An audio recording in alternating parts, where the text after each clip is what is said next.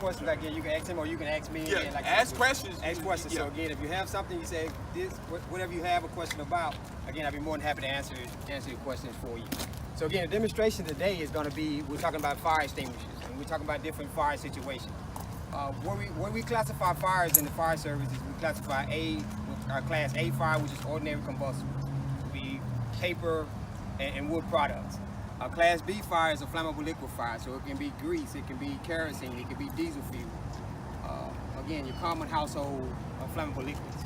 And then you have what we call a type C fire, which is an electrical fire. And these fire extinguishers, you hear the term ABC fire extinguisher, that's what that is. It will extinguish all three classes of those fires. And this is one right here, we got a 10 pound and we got a smaller one there, which is a 6 pound. So once we finish with this, if you want to actually do it, you'll be able to do it if you want to use this smaller extinguisher. This one's a little bit heavy. So what we did today in this demonstration, we got some diesel fuel that's in this container. This is gonna signify or show a class B fire, so a flammable liquid fire.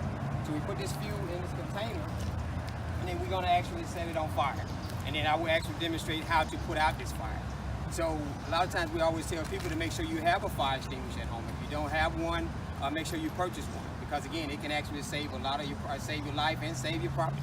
It only takes, again, a quick reaction to it, put in the pin, aim the nozzle, squeeze the trigger, and sweep the engine, okay? So we get started on this one right here. And again, I put some paper in there, and also some fuel in there. So I'm gonna actually strike a match here. And this again is diesel fuel, it's not gasoline. So if it was gasoline, we wouldn't do it this way. And gasoline would flash because of those fumes. And that's a lot of times why we always tell people to be really careful with gasoline. It's not the liquid part of gasoline that ignites first, it's the fumes. Listen, so you can see that. That's very important. Most people think gas is what causes the fire. No, it's the fumes from the gas that causes the fire. Absolutely. Got Absolutely. it?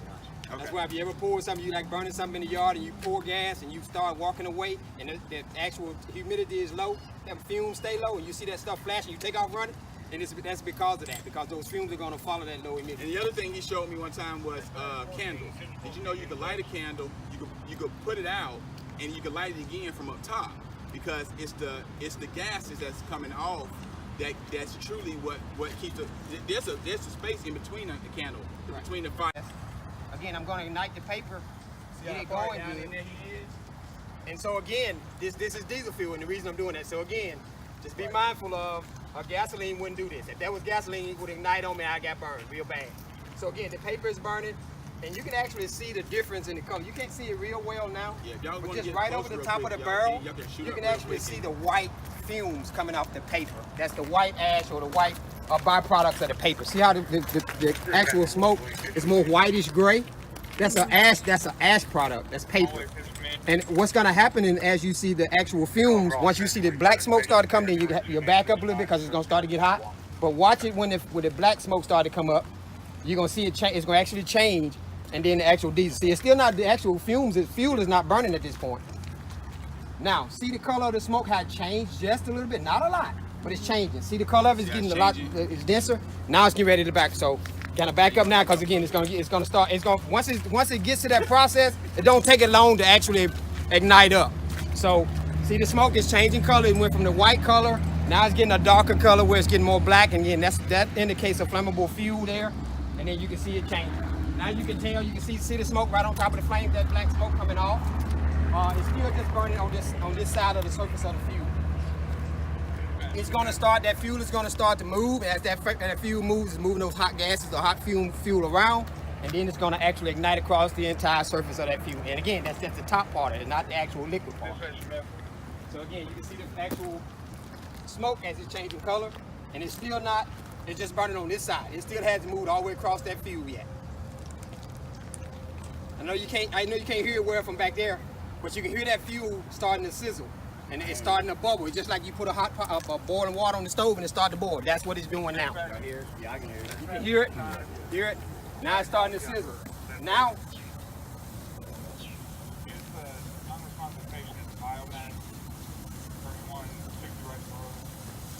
now you have the entire surface of that fuel burning.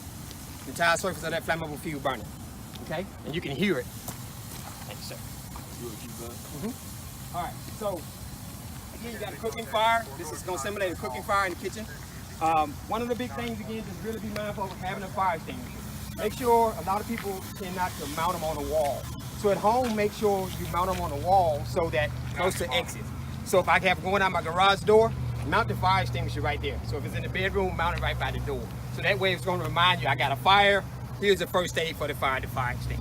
You said mount it on the wall? Yes, sir, mount it on the wall. They actually come with mounts. And the reason for that is common eye vision. If I have to look under the counter or behind the refrigerator or on top of the refrigerator, I'm not going to do that. If I'm going out, again, I'm going out of the door, I reach to grab the door handle, look right there beside the door handle, the fire extinguisher. It's more safe, right? And then you also want to fight a fire with your back to the exit, so you're going out and exit anyhow. So is there a specific place where you prefer people to mount those fire extinguishers? Yeah, normally mount them in the exit, like close to the exit. So if it's by the back door, like you go out of the garage or the back door, mount it by that door. Mount it by door. So it can be the front door, back door, wherever you're going to go out, that's where you want to mount them at. All right, so now this is the flammable liquid fire. You can see the fuel is burning across. So what you do, you have your fire extinguisher, again, it's mounted on the wall. And remember, what we always tell people is, remember, always fight a fire with your back to the exit. Never fight a fire and paint yourself in a corner. So we're gonna say this is our kitchen, and we're gonna say Mike, this over there, Mike had is the actual door. I would never fight a fire, when that fire was here, I would never fight a fire like this. Because the door is not behind me, there's no way for me to get out. So if I push that fire, it's gonna block my exit. So my exit is over here, so I always put my back to the exit. And if I fight that fire and I can't extinguish it, then I'm able to get out of that building. So all I have to do, the fire won't go out, I'm backing out, I'm going out of the door and I open the door and I get out, okay? Now for this fire, again, the flammable liquid fire, just remember, that's a container that's aimed right across the top of that fuse. And watch it go out. Each step, please. Go each step by step. Okay? So again, just remember again, your fire extinguishers, make sure you check them on a regular basis also.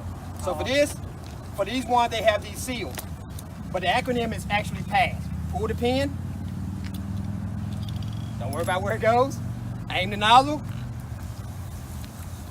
See this little silver ring right here? That's where you want your thumb and your forefinger. You want to aim the nozzle and squeeze the trigger. So you want to be as close as 5 to 8 feet from the fire. And a lot of times you'll be able to tell how hot it is. If it's getting really hot, you don't want to get too close, right? So I'm here, remember my exit is there, right? Can y'all see me or y'all want to do this one? Better? Go ahead. All right, so I'm right here. Now I'm aiming for the other side of that container. The other side is what I'm shooting for, kind of like a bank shot.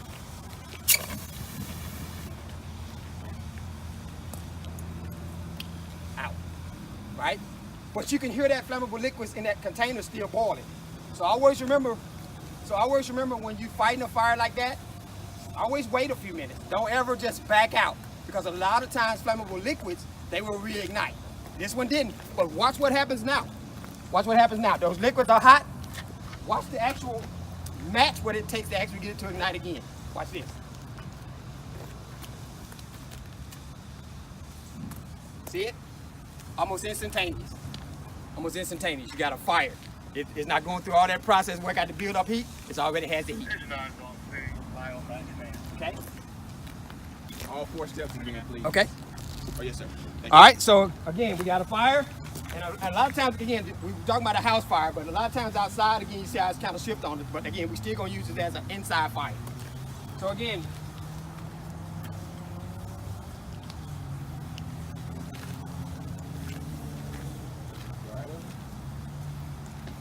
let me put the pin back in here.